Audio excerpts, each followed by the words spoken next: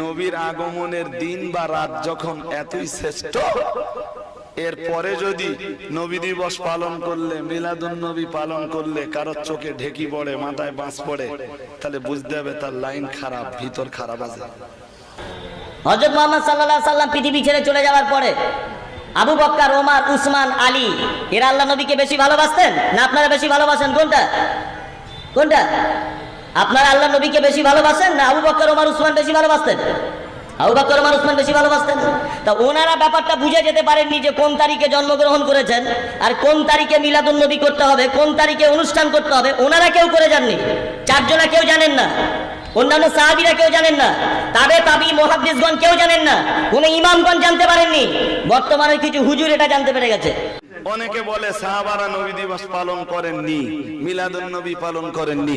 উনি তার জবাবে লিখছেন একটা হাদিসে নেই। তা আল্লাহ নবী সাল্লাল্লাহু আলাইহি সাল্লামকে এত ভালোবাসেন, এত ভালোবাসেন, এত ভালোবাসেন, লোকটা এসেছে বলে তুমি গ্রামে অনুষ্ঠান করছো, ঈদে মিলাদুন নবী পালন করছো, সব ঠিক আছে।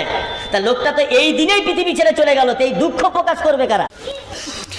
আল্লামা হায়সামি আশ-শাফিঈ রাহমাতুল্লাহ আলাইহি তিনি তার আন-নামাতুল কুবরা নামীয় কিতাবে খুব স্পষ্টই লিখেছেন, একটা হাদিস এনেছেন।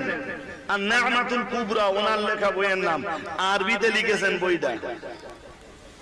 উনি তো বাঙালি ছিলেন না, বাঙালি না, আল্লামা বিশ্ব শ্রেষ্ঠ আলেম একজন, যদিও শাফি মাযহাবের, হানাফি মাযহাবের না, কিন্তু নিয়ামাতুল কুবরা নামীয় বইটা লিখেছেন পুরো নবীর উপরে।